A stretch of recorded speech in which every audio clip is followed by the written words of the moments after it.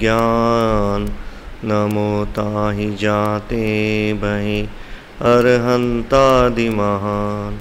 करि मंगल करे हो महा ग्रंथ करण के काज। जाते मिले समाज सब पावे निज पद राज। शिव उपाय करते प्रथम कारण मंगल रूप। विघ्न विनाशक सुख करण नमो शुद्ध शिव भूप। मोक्ष मार्ग प्रकाशक का 9वां अधिकार चल रहा है, जिसमें प्रकरण इस आत्मा का हित ही मोक्ष है और वह मोक्ष कर्मों के अभाव से ही प्रकट होता है। और वह कर्म कैसे हैं कि वह संसार अवस्था में जब तक ये जीव उन कर्मों को अपना मानता रहेगा या उन कर्मों की अवस्था से ही अपने आप को दुखी मानता रहेगा, तो यह अनंत काल तक इस संसार में ही परिभ्रमण करता रहेगा। कल जो प्रकरण चल रहा था कि घाती कर्मों का अभाव करके यह जीव अनंत सुख की दशा को प्रकट कर लेता है। शेष आघाती कर्म हैं जिनका संयोग रहता है, अर्थात जो शरीर आदि से इस जीव को संयोग उत्पन्न कराते हैं। वैसे तो उसका उदय भी जीव को कोई आकुलित नहीं करता, लेकिन वह शरीर का संयोग है तो संयोग रहेगा तो संसार अवस्था भी रहेगी। ऐसा नहीं है कि वह अनंत परमात्मा सशरीरी इस संसार के अंदर अनंत काल तक यहीं पे विराजते रहें। जब अनंत अवस्था प्रकट हो गई, अर्थात कि जब घात्य कर्मों का क्षय हो गया, तो नियम से अब यह जीव अपने शुद्ध त्रिकालीय दशा की प्रकटता करेगा। और वह शुद्ध दशा क्या है? ये केवल एक चैतन्य में ध्रुव आत्म तत्व ही शुद्ध अवस्था है। और इसके साथ थोड़ा बहुत भी किंचित भी अगर संयोग रह रहा है तो वह संयोग फिर संसार परिभ्रमण का ही कारण बनेगा, संसार अवस्था का ही कारण बनेगा। तो कल यहाँ पे टोडलमल जो अघाती कर्मों की अवस्था को बता रहे थे कि जो अघाती कर्म का उदय आता है वह बाह्य से दिखता तो है कि शरीर के अंदर हमारे को असाता वेदनी कर्म का उदय आया, या हमारे नाम कर्म आदि का उदय आ रहा है, अशुभ नाम कर्म का उदय आ रहा है, अशुभ प्रकृतियों का उदय आ रहा है, जिसके कारण से यह जीव आकुलित होता हुआ रहता है। लेकिन बोले यथार्थ में विचार करें तो आकुलता या दुख का कारण वह आघाती कर्म भी नहीं है। लेकिन आकुलता का कारण भी क्या है कि इस जीव के अंदर उस कर्म को, उस आघाती कर्म को कौन बल दे रहा है? वह घातिया मोहिनी कर्म दे रहा था।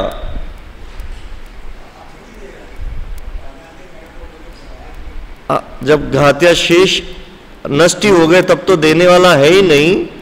लेकिन एक संसारी उस अवस्था की बात करें, अनंत की भी नहीं बात करें, यह जीव अगर संसार में है, अनंत अवस्था में भी नहीं है, तब भी वैसे वर्तमान के अंदर भी हम विचार करें तो वर्तमान के अंदर ये हमारा शरीर है और इस शरीर की क्रिया का जो संयोग है उस संयोग को भी कौन बल दे रहा है? ये मोहिनी कर्म ही दे रहा है। ये शरीर या असाता वेदनी या अशुभ कर्म दुख का कारण नहीं है। बोले दुख का कारण भी क्या है कि इस शरीर के प्रति जो ममत्व स्थापित करवाता है, इन संयोगों के प्रति जो मैंपना, जो अहमपना स्थापित करवाता है, वह कौन है? वह मोहिनी कर्म है। तो बोले वह जो मोह है वही समस्त संसार का मूल कारण है। इसलिए यहाँ पर टोडरमल जी समझाना चाहते हैं कि जैसे वह केवल ज्ञानी भगवान ने अनंत सुख की दशा प्रकट कर ली है, अब जो शेष आघाती कर्म है वह मोह के क्षय होने के बाद अब उनका कोई अस्तित्व नहीं रहा। अल्लाह अब उनके अंदर कोई बल नहीं रहा, वह जीव को अब दुखी नहीं कर रहे। क्यों? बोले दुख का मूल कारण तो मोहिनी कर्म ही था। जब मोही चला गया तो अब वह अनंत परमात्मा के मोह रहा ही नहीं। अब शेष आघाती कर्म है तो सही, दिख तो रहे हैं, लेकिन बोले वह दुखी नहीं कर रहे। इस सिद्धांत से हमारे को एक बात समझनी चाहिए, मतलब अनंत परमात्मा की अवस्था से, कि अनंत परमात्मा के शरीर है, वेदनी कर्म भी है, आयु भी है, गोत्र भी है, होते हुए भी नामकर्म भी है, होते हुए भी वो दुखी नहीं है। और अज्ञानी अपने आप को दुखी कहां मानता है?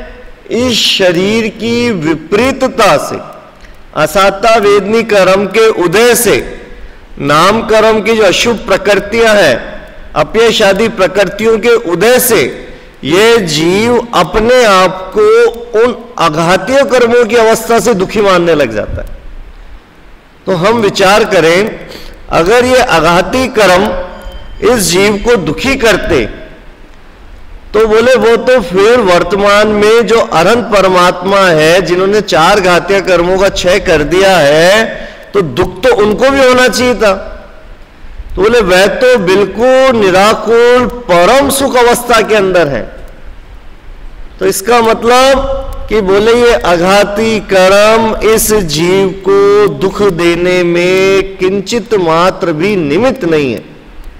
कथन रूप से, व्यवहार से कहा जाता है कि क्या करे भैया, तेरे पाप का उदय आ गया, असाता वेदनी कर्म का उदय आ गया, मेरे अभी अशुभ नाम कर्म का उदय है, इसलिए मैं बहुत अच्छा काम भी करता हूं, तब भी मेरे को यश नहीं मिल रहा। बोले कहने में, व्यवहार के अंदर आएगा आघाती कर्म का आक्षेप लगता है, लेकिन यथार्थ में विचार करें उन्हीं कर्मों के अंदर कि उस कर्मों को भी बल कौन देता है? वह मोहिनी कर्म ही देता है। तो जब हमारे को उन अरहंत परमात्मा की वह दशा देख ले हम कि अनंत परमात्मा इस संसार अवस्था में रहते हुए भी वह हमारे को सुखी दिख रहे हैं, अर्थात वह शरीर के संयोग में रहते हुए भी वह सुखी है। तो बोले यह जो शरीर है, तो इस शरीर का मतलब इस शरीर के अंदर कभी दुख होता ही नहीं है। इस शरीर के अंदर जो रोग आदि उत्पन्न होते हैं, बोले उस रोग से मैं कभी दुखी नहीं होता। ये बात यदि हमारे को समझ में आ जाए अनंत परमात्मा के स्वरूप को जान करके, अनंत परमात्मा के भी वह आघात्य कर्म है लेकिन फिर भी दुखी नहीं है, तो ये जो अज्ञानी जीव है वह दुखी कब होता है कि इस शरीर की प्रतिकूल अवस्था आते ही, असाता वेदनी कर्म का उदय आते ही हम दुखी होने लग जाते हैं। तो बोले क्या चिंतन करना चाहिए कि बोले वह शरीर अनंत परमात्मा के है, वह आघात्य कर्म उनके भी है, लेकिन वो तो अनंत सुख को प्राप्त कर रहे हैं। तो बोले इसका मतलब ये मेरा शरीर, ये रोग मुझे दुखी नहीं कर रहा। बोले कौन कर रहा है कि मैंने इस रोग को अपना दुख का कारण माना, मैंने इस शरीर को अपना माना, मैंने इस संयोगों को अपना माना और वह अपनत्व मेरा दुख का कारण है। तो बोले अब मेरे को यदि दुखी नहीं होना, आकुलता नहीं प्रकट करना, तो क्या चिंतन करना कि शरीर आदि मेरे दुख में किंचित मात्र भी निमित्त नहीं है। यह तो कैसा है? यह तो आघाती कर्म का स्वरूप है, और आघाती कर्म कभी भी इस जीव को दुखी करते ही नहीं है, जीव के आत्मा के गुणों का घात करते ही नहीं है। तो मैं व्यर्थ में क्यों आकुलित व्याकुलित हो रहा हूं? बोले जो वास्तव में मेरा दुख का कारण है जिसमें जीव के साथ एक मेघ जैसा जो अवस्था दिखती हुई है, जहां अपनत करता हूं वह तो मेरा मोह है, अज्ञान है, मिथ्यात्व है। तो बोले यदि मैं उस मिथ्यात्व को जीत लूं तो बोले फिर शरीर की कितनी भी विपरीत अवस्था आ जाए वह शरीर मेरे को दुखी करने वाला ही नहीं है। तो ऐसा यहां पर टोडरमल जी इस आघाती कर्म का स्वरूप समझाते हुए भी यह बताना चाह रहे हैं कि वह आघाती कर्म किंचित मात्र भी दुख का कारण है। बोले उसको दुख में निमित्त कौन बन रहा है, तो अंतरंग से बोले उसको मोहिनी कर्म ही बल देता रहता है। और जिसने उसको जीत लिया तो बोले जैसे केवली भगवान अनंत परमात्मा है, जिन्होंने उस मोह का अभाव कर दिया तो उनके अब संसार अवस्था रहते हुए भी वह दुखी नहीं है। तो इस प्रकार से जो ये प्रकरण यहां पर घाती और अघाती कर्म है, बोले वह कैसे है कि संसार अपेक्षा से दोनों ही दुख के कारण है। जैसे घाती कर्म का क्षय हुआ है वैसे ही कालांतर में अघाती कर्म का अभाव भी होकर के यह जीव मुक्त दशा को प्रकट कर लेता है। यह प्रकरण 307 में ये पैराग्राफ नंबर 2 में क्या लिख रहे हैं वो पढ़ते हैं हम। इस प्रकार सर्व कर्मों का नाश होना आत्मा का हित है तथा सर्व कर्म के नाश ही का नाम मोक्ष है। इसलिए आत्मा का हित एक मोक्ष ही है और कुछ नहीं, ऐसा निश्चय करना। स्टार्टिंग में प्रकरण उठाया था कि आत्मा का हित क्या है, बोले आत्मा का हित मोक्ष ही है। तो बोले वे मोक्ष अवस्था प्रकट क्यों नहीं हो पा रही? जो चीज इस जीव की हित कारक है, हित को देने वाली है, सुख को देने वाली है, तो वह अवस्था प्रकट क्यों नहीं हो रही है? तो बोले वह अवस्था इन कर्मों के कारण से, व्यवहार कथन में इन कर्मों के कारण से यह जीव उसी में रचा पचा है, उस अज्ञान अवस्था को अपनी मान रखा है, उस संयोगों को अपनी मान रखा है। तो जब तक यह मान्यता इसकी नहीं टूटेगी तब तक यह जीव आकुलता व्याकुलित ही होता रहेगा। इसलिए यहां पर टोडरमल जी ने उन कर्मों का स्वरूप और उसको कैसे छोड़ा जाए, कैसे जीता जाए, उसका यहां पर विवेचन किया। इसलिए अब लास्ट में क्या लिखते हैं कि इस प्रकार सब कर्मों का नाश होना आत्मा का हित है और वह सर्व कर्म के नाश ही का नाम मोक्ष है।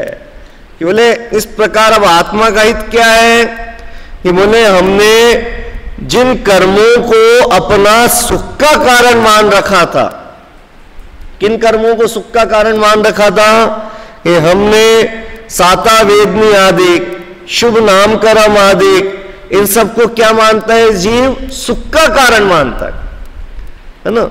ये भेदभाव कहां कर लेता है कि पाप का उदय तो दुख का कारण है और पुण्य का उदय सुख का कारण है। शरीर की प्रतिकूल अवस्था दुख का कारण है और अनुकूल अवस्था सुख का कारण है। तो इस जीव ने संयोगों के अंदर सुख और दुख की कल्पना कर रखा था कि यदि मेरे विपरीत संयोग मिले या प्रतिकूल अवस्था होती है तो वह सब मेरे दुख के कारण है और मेरे अनुकूल अवस्था मुझे मिल जाए, मेरे अनुकूल मुझे संयोग मिल जाए तो मेरे सुख के कारण। तो यहां पर टोडरमल जी बताना चाह रहे हैं कि बोले आत्मा का हित उन कर्मों की अवस्था के अंदर नहीं है। क्यों? क्योंकि इन कर्मों को अनादिकाल से ये जीव अपने साथ लेते हुए चल रहा है, अनादिकाल से संसार अवस्था में, लेकिन लेते हुए चलता हुआ भी कभी भी यह संसार अवस्था में सुख की प्रकटता इसने करी नहीं है। इसलिए यहां पर अब सिद्धांत या सार रूप से क्या बताना चाह रहे हैं कि कंक्लूजन क्या निकला कि बोले आत्मा का जो हित है वह कर्मों का नाश करना है। क्यों? क्योंकि अज्ञानता के कारण से या ग्रहित अवस्था मिथ्यात्व के कारण से यह जीव कहां पर अटक जाता है? उन कर्मों में उपादेय बुद्धि सुख बुद्धि मानने लग जाता है। जिस जीव के अंदर ग्रहित मिथ्यात्व का बहुत बड़ा पोषण चल रहा हो, जो संसार के कुगुरु कुदेव आदि को अपना सुख का कारण मानते हो, तो उस जीव को तो सुख का निमित्त क्या दिखते हैं कि यह संसार में यही देव, यही गुरु मेरे को तार सकते हैं, यह अवस्था ही मेरे को सुख दे सकती है। तो ले उस जीव को आत्मा के सुख का या आत्मा का जो लक्षण है सुख, उसकी कभी खबर हो ही नहीं सकती। यहां पर टोडरमल जी समझाना चाह रहे हैं कि बोले हम संसार के जिन भी संयोगों के अंदर सुख की कल्पना करते हैं, उनमें किंचित मात्र भी सुख है ही नहीं। वह सब क्या है कि वह हमारे को भ्रम से सुख जैसे दिखते हैं। वह अवस्था कैसी दिखाई देती है कि जैसे कोई जादूगर होता है और वह जादूगर हमारे को हवा में पेड़ उगाता हुआ दिखाता है, वह कुछ भी दिखा देता है नजर बंद करके, और हम एकदम से अचंभित होकर के ऐसा मानते यही सत्य है। तो ऐसे ही संसार के संयोग कैसे दिख रहे हैं कि ये संयोग हमारे को मोह के कारण से सुख के निमित्त दिखते हैं। कि मोह क्या बताता है, रागादिक क्या बताते हैं कि यह तेरे को सुखी कर देगा यदि तू बहुत पुण्य कर, बहुत शुभ भाव कर, बहुत पूजा आदि कर। इस करने का कोई निषेध नहीं है, लेकिन बोले उसके अंदर जिसने सुख बुद्धि मान रखी है, कि जिसने उसको अपना आत्महित मान रखा है, बोले वह तो दुख का कारण है। क्यों दुख का कारण है? बोले हम संसार के अंदर इस शुभ भाव से या साता वेदनी कर्म के उदय से क्या प्रकट हो जाता है कि बोले अनुकूल संयोगों की अवस्था मिल जाती है। तो बोले वह अनुकूल संयोग है तो क्या वह हमारे को पारमार्थिक सुख देते हैं क्या? तो बोले वह अनुकूल संयोग हमारे को किसी भी प्रकार का सुख नहीं देते। वो कैसे देते हैं? वह सुखाभास सा दिखाते हैं। अब उन अनुकूल संयोग के अंदर चाहे हम स्वर्ग के सुख गिन लें, चाहे मनुष्य गति के पुण्य के उदय के सुख देख लें, नरक और त्रियंश में तो दिखते नहीं है। त्रियंश भी कई दिख जाते हैं जो पुण्यशाली होते हैं, जिनको आराम से अच्छी व्यवस्था मिल जाए तो वह भी पुण्य के उदय से मिल जाती है, लेकिन बोले वह भी वास्तव में यथार्थ सुख नहीं है। तो बोले यथार्थ सुख क्या है? तो बोले आत्मा का हित तो कर्मों का नाश करना ही है। या बार बार इसको क्यों जोड़ दे रहे कर्मों का नाश करना? क्योंकि यह अज्ञानी जीव अनादिकाल से उन कर्मों को अपना सुख का कारण मानता हुआ आ रहा। हम नाश क्यों नहीं कर पा रहे कर्मों का? क्योंकि इन कर्मों को हमने अपना दुख का कारण माना ही नहीं है। अज्ञानी ने क्या माना है? इन कर्मों को तो सुख का कारण माना है कि जो शुभ प्रवृत्तियां हैं, शुभ क्रिया है, आखिरकार वो भी तो है तो कर्म ही, चाहे वो पुण्य रूप से है तो कर्म ही, लेकिन कर्म जो भी है वह सबकी सब संसार को ही बढ़ाने वाला है। चाहे वह अनुकूल संयोग भी दे देगा, लेकिन देने वाला तो संसार ही है। इसलिए यहां पर टोडरमल जी समझाना चाह रहे हैं कि सर्व कर्मों का नाश होना ही आत्मा का हित है। कि आत्मा का हित ये नहीं है कि मेरे को और क्या शुभ कार्य करना है, और मुझे दया के कार्य बताओ, और मुझे दान के कार्य बताओ, और मुझे शुभ प्रवृत्ति बताओ। बोले यह तो संसार के कार्य हैं। यदि तेरे को संसार में रहना है और संसार में जिस निराकुलता को तू मानता है वैसी अवस्था चाहता है, तब तो तू ये कार्य प्रति समय करता रहे।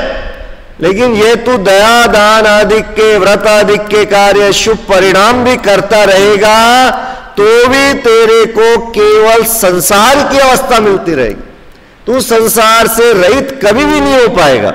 और यदि तेरे को इस संसार में दुख नजर आता है, पहले तो नजर आना चाहिए दुख, चाहे वह संसार की अनुकूल अवस्था हो या प्रतिकूल अवस्था हो, दोनों अवस्था यदि इस जीव को जब दुख रूप लगेगी, यह संसार दुख रूप नजर आएगा, तो फिर हमारे को आत्मा का यथार्थ हित पता चलेगा कि आत्मा का हित तो क्या है। तो टोडरमल जी की भाषा में आत्मा का हित तो कर्मों का नाश होना ही है। दया दान पूजा आदि करना है, लेकिन कब नहीं करना, ये करना और नहीं करना ये स्वयं विवेक के ऊपर है। यदि वह जीव नहीं करेगा तो कहां पे जाएगा कि संसार के अशुभ परिणाम में चला जाएगा। तो अशुभ परिणाम से हटने के लिए सर्वप्रथम तो इस जीव को क्या समझाया जाता है कि दया दान पूजा आदि ये क्रिया करना है, किस अपेक्षा से, अशुभ से हटा करके शुभ में लगाने के लिए। लेकिन उसी शुभ को यदि धर्म मान ले, उसी पुण्य के उदय को यदि धर्म मान ले, तो आचार्य देव कहते हैं भैया वह तेरा मार्ग अटक गया। क्यों? क्योंकि तूने उसको क्या मानना है, धर्म, उसको कर्म मान। कर्म को कर्म मानना कोई गलत नहीं है, शुभ को शुभ मानना कोई गलत नहीं है, पुण्य को पुण्य मानना कोई गलत नहीं है, लेकिन उसको क्या मानना है, यह सब कर्म है, धर्म नहीं है। और अज्ञानता से क्या माना जाता है कि उस पुण्य के उदय को, उस पुण्य कर्म को यह जीव धर्म मान लेता। तो वह धर्म मानने का आचार्य देव निषेध करते हैं, कोई शुभ आदि क्रियाओं का निषेध नहीं है। क्योंकि यदि संसार अवस्था में जीव रहेगा तो उपयोग तो चलेगा ही। तो वह उपयोग कैसे चलता है कि इस जीव की जो कर्म धारा चलती है, ज्ञान धारा तो ज्ञानियों को होगी, जो कर्म धारा चलती है उस कर्म धारा के अंदर एक अशुभ उपयोग चलेगा और एक शुभ उपयोग चलेगा। तो यदि वह शुभ उपयोग से हट जाएगा तो कहां जाएगा, उसकी कर्म धारा क्या चलाएगी, अशुभ में लगता रहेगा। कई जीव क्या होते हैं, जो टोडरमल जी ने 7वें अध्याय में लिखा कि जब निश्चयाभास का प्रकरण पढ़ा जाता है कि यह मैं तो सिद्ध समान शुद्ध हूं, मैं तो त्रिकाली शुद्ध हूं, या द्रव्य तो शुद्ध हूं, तो वह ऐसा मान करके अपने आप को क्या मान लेता है कि मैं तो सिद्ध हूं, मैं तो केवली भगवान जैसा हूं, तो मैं तो न तो भगवान की पूजा करूंगा, न मैं दया करूंगा, मैं दान करूंगा। क्यों? क्योंकि मैं तो सिद्ध हूं। और ऐसा मान करके वो पंच परमेष्टि की शरण से दूर हो जाता है। तो उसको टोडरमल जी ने लिखा है 7वें अध्याय में कि वह तो निश्चयाभास को ग्रहण कर चुका है, कि बोले तू वर्तमान में सिद्ध नहीं है, तेरी शक्ति बताई गई है कि तेरे अंदर सिद्ध बनने की योग्यता है, ऐसी शक्ति है कि तू त्रिकाली ध्रुव शुद्ध है, शक्ति तो तेरे अंदर इतनी है। लेकिन वर्तमान पर्याय कैसी है कि वर्तमान पर्याय इस संसार के संयोग के अंदर बटी हुई है। तो उस पर्याय का क्षय तो करना है। तो बोले वह उस पर्याय का क्षय करने का तो उपयोग करे नहीं, और निश्चय को मानता हुआ अपने आप को शुद्ध शुद्ध मानता रहे और पंच परमेष्टि के स्वरूप से दूर हो जाए, तो बोले वह जीव फिर क्या करेगा कि वह अशुभाधिक क्रिया में चला जाएगा। ऐसे व्यवहार भाष का क्या वर्णन किया कि कई जीव ऐसा मानने लग जाते हैं कि मतलब धर्म का मतलब तो क्या है कि व्रत उपवास आदि करो, बाह्य आचरण करे, वो करे। तो यदि हमने उसी को धर्म मान लिया तो बोले ऐसे बाह्य आचरण आदि भी अनंत काल से करते चले आए। मुनि व्रत धार अनंत बार ग्रेवे उपजायो, पे निज आत्म ज्ञान बिना सुख लेश न पायो। तो लिए क्या, बाह्य आचरण भी बहुत धारण कर लिया हमने, लेकिन उससे भी हम केवल स्वर्ग आदि ग्रेवे तक जाकर के भी आ गए, लेकिन वहां पर भी संसार का अभाव नहीं किया।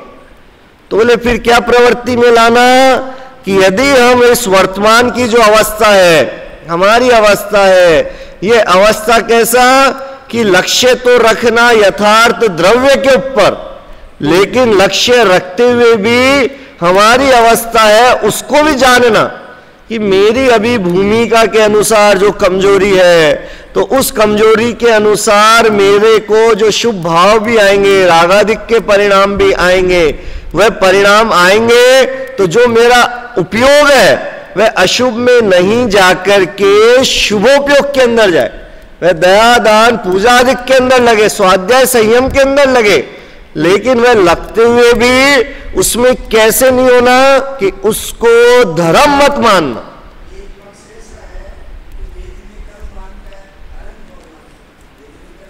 हाँ,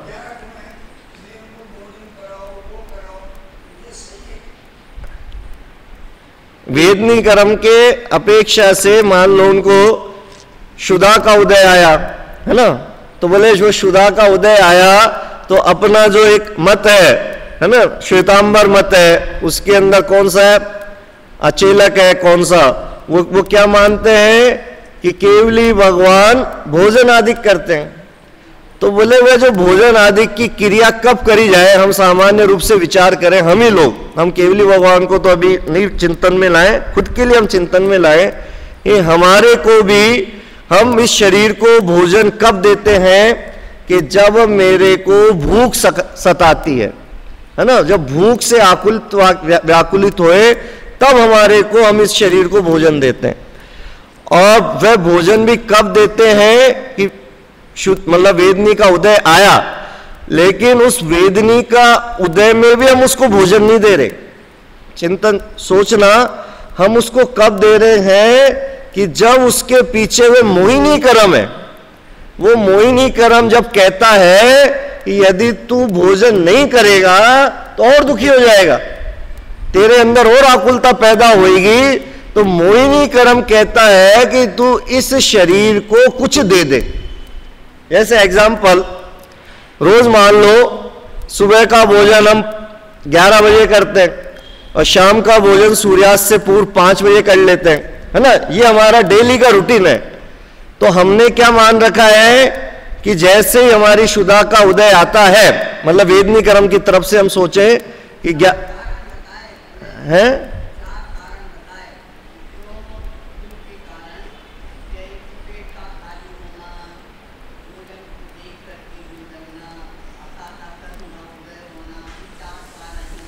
हाँ बिल्कुल, बड़ी मम्मी कह रही है कि भाई भोजन को देख करके कई बार वो आ जाता है ना, कई पेट का खाली होना। तो ये भी जो मैं समझाना चाह रहा हूं, बोले ये भी एक बाह्य कारण है। वास्तव में जो वो केवली भगवान वाला जो मैं समझाना चाह रहा हूं उदाहरण, कि वो है क्या, कि वो हमारा डेली रूटीन है, हमारे को 11 बजे भोजन करना है और शाम को 5 बजे भोजन करना। तो ये कारणों में हम मान लो कि 4 कारण भी कि भाई भूख लग रही है इसलिए हम खा लेते हैं, या सामने से बहुत अच्छा पकवान की खुशबू आई तो इच्छा होने लग जाती, चलो भाई वो बादाम के हलवे की खुशबू आ रही है, खीर की खुशबू आ रही है, चलो आज तो ये खाएंगे। अब वो खुशबू भी आ रही है और शुदा का उदय भी आ गया, लेकिन जो मुख्य कारण क्या है वो बताया जाता है मोह। कैसे कि हम दुकान में बैठे हुए हैं, रोज 5 बजे हम भोजन करते हैं, अब 5 बजे भोजन का टाइम हो चुका है और 4 बजे से कोई बहुत बड़ा ग्राहक हमारे पास आ गया और उसको सामान दिखाते दिखाते 4 के 5 बज जाए, 5 के 6 बज जाए, रात भी होने लग जाए और वेदनी का तो उदय चल रहा है ना, और बराबर घर से लंच बॉक्स भी आ गया, उसकी खुशबू भी आ रही है हमारे को, ऐसा नहीं खुशबू भी नहीं आ रही हो, लंच बॉक्स की भी खुशबू आ रही है। लेकिन जो वास्तव में उसको करवाता कौन है, वह मोह। अभी मोह क्या कह रहा है कि एक दिन भूखे रह गए तो 10 लाख का जो 10 लाख का फायदा होना है वो छूट जाएगा।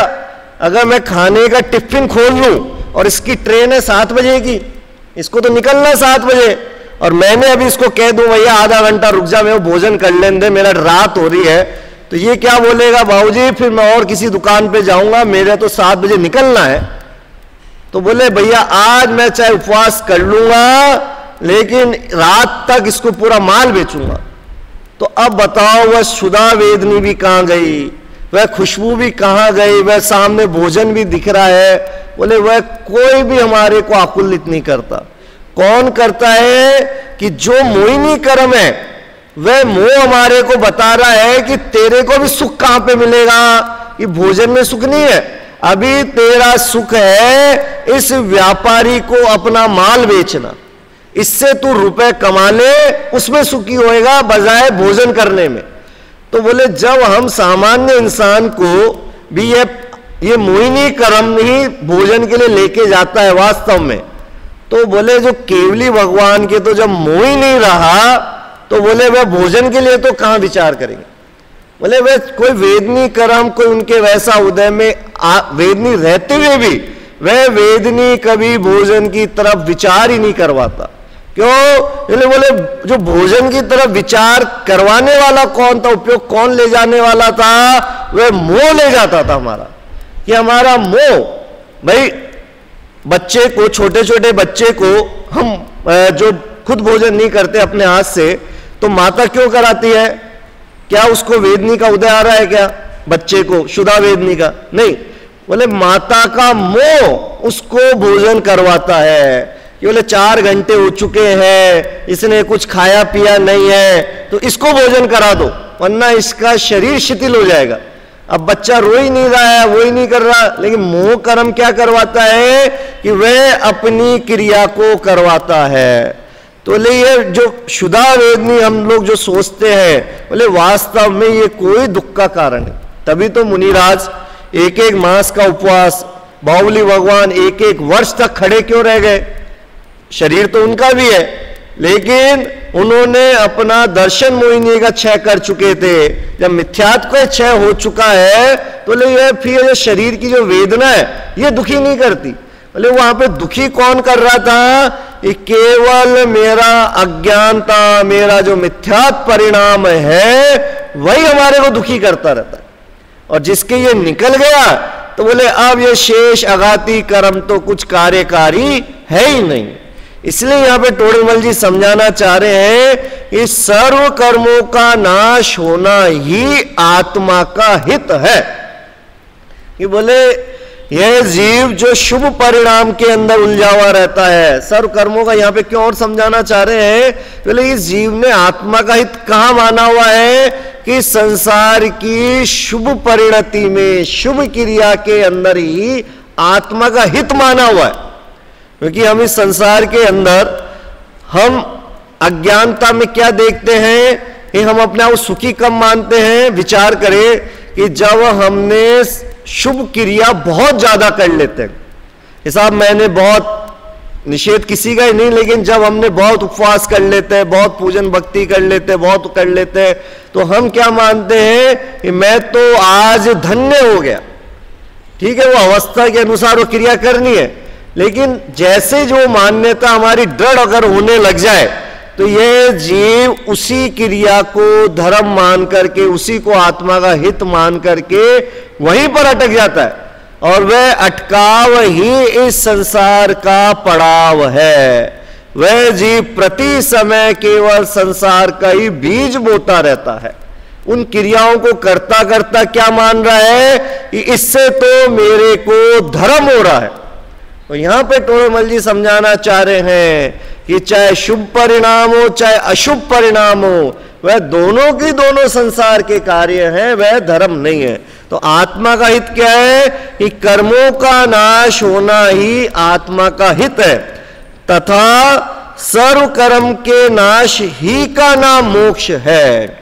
कि जिसके सर्व कर्मों का भाव हो जाएगा, वह मुक्त अवस्था को प्रकट कर लेगा। इस संपूर्ण कर्मों का अभाव होते ही यह जीव अपनी शुद्ध पर्याय को प्रकट कर लेता है।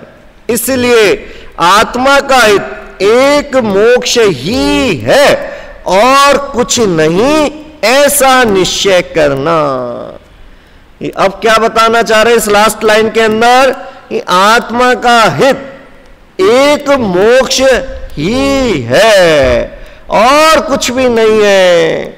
बोले कुछ विकल्प छोड़ो ही मत, क्योंकि यदि हमने किसी के पास कोई विकल्प ऑप्शन छोड़ दिया तो वह जीव कंफ्यूज में पड़ जाता है। जैसे हम घर में पूछते हैं ना कई बार कि भैया क्या बनाए, तुरड़ की दाल बनाए कि अड़द की बनाए, है ना, मेरे को पता नहीं नाम क्या, कि ये सब्जी बनाए कि ये सब्जी बनाए। तो जहां पर हमने दो विकल्प छोड़ दिए तो वहां पर कुछ ना कुछ टाइम लगता ही है। वो आदमी सोचने लग जाता है कि कल क्या खाया था, परसों क्या खाया था, या आज क्या खाना। और जहां पे हम कुछ विकल्प ही नहीं छोड़ते हैं कि घर में तो यही दाल है और आज यही बननी है, तो फिर जब आदमी के आप सामने जब कोई ऑप्शन ही नहीं है तो बोले अब कोई विकल्प ही नहीं। तो यहां पे टोडरमल जी समझाना चाह रहे हैं, बोले आत्मा का हित क्या है, कि केवल आत्मा का हित एक मोक्ष ही है। बोले जब एक मोक्ष ही है तो बोले और कुछ भी नहीं है। बोले और किंचित मात्र भी कोई दूसरी जगह ही आत्मा का हित है ही नहीं। तो जब एक मोक्ष ही है तो मैं अभी तक क्या क्या मान रखा था, कि मैंने अभी तक तो ये मान रखा था कि यदि मैं सर्वार सिद्धि का देव हो जाऊं, 90 ग्रेवियक तक चल जाऊंगा, वहां चल जाऊं तो उसमें तो मेरा हित होगा, या मनुष्य पर्याय में ऊंचा पद पालूं उसमें मेरा हित होगा। बोले कहीं पर भी तेरा हित है ही नहीं, केवल एक हित क्या है, मोक्ष ही है। क्यों? क्योंकि इस ऐसा तू निश्चय कर, इसके अलावा और कुछ भी नहीं है। तो हमें क्या चिंतन करना, क्योंकि जो स्टार्टिंग में लिखा ना कि इस संसार के प्रत्येक प्राणी दुख से डर रहे हैं और सुख चाह रहे हैं, और बोले वह सुख क्या है, कि केवल वह मेरा हित मोक्ष ही है। तो बोले मैंने अभी तक अपने सुख की जितनी भी कल्पना कर रखी थी, बोले वह सारी की सारी कल्पनाएं सब झूठी है। क्योंकि कल्पना तो करते ही ना हम दिन रात, और वह कल्पना किसके लिए कर रहे हैं, केवल सुख के लिए कर रहे हैं। कि दिन रात व्यक्ति आदमी कमा रहा है, घर गृहस्थी को बढ़ा रहा है, समाज को बढ़ा रहा है, वह सब किस लिए बढ़ा रहे हैं, कि वहां पर हमारा हित है, वहां पर हमारे को सुख मिलता है। यहां टोडरमल जी कह रहे हैं कि आत्मा का हित तो एक मोक्ष ही है। और आगे की लाइन में क्या दिया, और कुछ नहीं। बोले तू कंफ्यूज मत हो ना, मैंने एक तो वर्ड डाल दिया, फिर भी तेरे दिमाग अभी चल रहा होगा, विकल्पों के जो घोड़े हैं वो दौड़ रहे होंगे, नहीं नहीं मेरा सुख का कारण तो मैं उसको मान रखा था, मैंने उसको मान रखा था, उसको मान रखा था। तो बोले अब तू घोड़ों को दौड़ाना बंद कर दे, इस मन के विकल्प को दौड़ाना बिल्कुल बंद कर दे। बोले और कुछ भी नहीं है। बोले जान ले कि जितना भी तू सोचेगा वो सब तेरा जीरो है। क्यों? क्योंकि अनंत काल से जितने भी हमने सुखी जीव देखे हैं, उन सब ने यही मार्ग अपनाया। ऐसा कोई भी व्यक्ति नहीं है कि जिसने इस मार्ग के अलावा अन्यथा सुख की प्राप्ति कर ली। जितने भी जीव सुखी हुए हैं सब इसी मार्ग से हुए हैं, इसी अवस्था के अंदर से हुए हैं। तो बोले जब एक ही सूत्र है, एक ही सार है, एक ही मार्ग है, तो बोले जब दूसरा मार्ग है ही नहीं, तो बोले हाँ व्यर्थ में क्यों विकल्प अपने उपयोग की बर्बादी करें। इसलिए क्या लिखा, और कुछ भी नहीं है ही नहीं।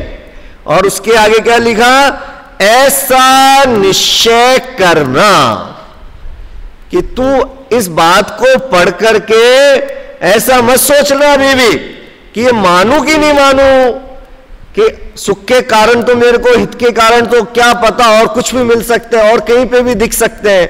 बोले नहीं, ऐसा तू निश्चय कर लेना कि इसके अलावा तेरे को कुछ करना ही नहीं है। जैसे जब कोई बच्चे अपने पेरेंट्स से पूछते हैं कि मेरे कैरियर कहां पर है, और जब पेरेंट्स को पता होता है कि इस बच्चे की ऐसी प्रवृत्ति है, ऐसी एक्टिविटी है, तो वह उसको क्या कहते हैं कि तेरे को केवल इसी लाइन में जाना है, तेरी रुचि के अनुसार यहीं पर जा, ऐसा निश्चय कर, इसके अलावा कुछ विकल्प मत करना। क्यों? क्योंकि तेरी जो रुचि है, तेरी जो प्रवृत्ति है, जो तेरी योग्यता हमारे को दिख रही है, वो केवल इसी मार्ग में लग सकती है। इसके अलावा यदि तुम भटकेगा, 10 जगह पूछेगा, तो तू जिस लाइन में जाने वाला था वहां से भी तू निकल जाएगा, तू भटक जाएगा। इसीलिए ऐसा क्या कर, ऐसा तू निश्चय कर ले, इसके अलावा अब तू बंद कर ले। वो होता ना घोड़ा, जब घोड़ा चलता है तो चलते हुए घोड़े के आंखों के दोनों साइड पे पट्टा बांध दिया जाता है। क्यों पट्टा बांध देता है वो चलाने वाला? कि बोले इसको क्या दिखे, इसको केवल सामने की जगह दिखती रहनी चाहिए, तो वो सामने देखेगा तो सीधा चलता रहेगा। और अगर इसके पट्टा हटा दिया गया, उसकी नजर इधर भी जाएगी और इधर भी जाएगी, तो वो भ्रमित होने लग जाएगा कि दाएं मुड़ू कि बाएं मुड़ू। तो ऐसा क्या निश्चय कराया उस घोड़े को, भैया इसके पट्टे लगा दो दोनों तरफ, जो इसको दिखे ही नहीं, बस सामने चलता रहे। तो टोडरमल जी कोई ऐसे पट्टा जैसे नहीं लगाना चाह रहे हमारे कि नहीं भैया संसार में और जो संयोगी पदार्थ है उसमें सुख तो है, लेकिन वो हमने भी नहीं प्राप्त किया तो हम तुम्हारे को भी नहीं प्राप्त करने देंगे, क्योंकि हमने भी, वह मुनिराजों ने ग्रस्त अवस्था छोड़ दी, तो तुम्हारे को भी हम क्यों संसार के सुख भोगने दें। तो पट्टा नहीं लगा रहे, लेकिन वो यथार्थ बताना चाह रहे हैं कि भैया तू ऐसा निश्चय कर ले कि आत्मा का हित मोक्ष है, और जो वो मोक्ष है वह कैसी अवस्था है, वह कर्मों का भाव करने का नाम है। तो जब तेरा ऐसा दृढ़ निश्चय हो जाएगा तो अब तेरे उपयोग में कोई भी संसार में मुझे यह सुखी कर देगा, यह संसार में यह जीव मुझे दुखी कर रहा है, इन संयोगों के कारण मैं आकुलित हो रहा हूं, तेरा वह उपयोग वहां से अपने आप ही हट जाएगा। ये हमारा उपयोग इतना चंचल क्यों है, मन के बहकावे में क्यों आता रहता है? क्योंकि उस उपयोग को हमने कोई दृढ़ निश्चय, कोई श्रद्धा देते ही नहीं है। उसको अभी हमने ढुलमुल दे रखा है कि क्या पता इसमें और देख लो, एक चांस और ये ले लो, एक भाव और देख लेंगे, अगले भाव में विचार कर लेंगे। अरे भैया अनंत काल हो चुका है, वर्तमान की पर्याय हमारी बीत चुकी है, लेकिन फिर भी आत्मा का हित पर द्रव्य में कभी हो ही नहीं सकता। तो यदि हमने उन पर द्रव्यों में सुख मानते रहेंगे तो उनमें सुख है नहीं, केवल आकुलता ही मिलती रहेगी। इसलिए यहां पे टोडरमल जी ने सबसे लास्ट में कहते हैं कि ऐसा तू निश्चय करना, कि इसके अंदर किंचित मात्र भी संदेह मत करना। निश्चय मतलब कि इसके अंदर यह मत सोचना कि ये मेरी भाषा में तो लिख रहा हूं और किसी से और पूछ लेना, बोले नहीं ये मेरी भाषा नहीं है, ये सर्वज्ञ की बात है। सर्वज्ञ की क्या, यथार्थ वस्तु स्वभाव की स्वरूप की बात है कि आत्मा का हित इन कर्मों के अभाव में ही है। और वह कर्मों का अभाव कैसे, कि जिसने अपने निस्वरूप का आश्रय ले लेगा, जो अपने अपने चैतन्य स्वरूप की प्रतीति कर लेगा, श्रद्धा कर लेगा, उसके अति शीघ्र कर्मों का क्षय हो जाएगा। तो ऐसा हम सभी यह निश्चय करें कि आत्मा का हित ही मोक्ष है। इसी मंगल भावना से वक्तव्य यही समाप्त।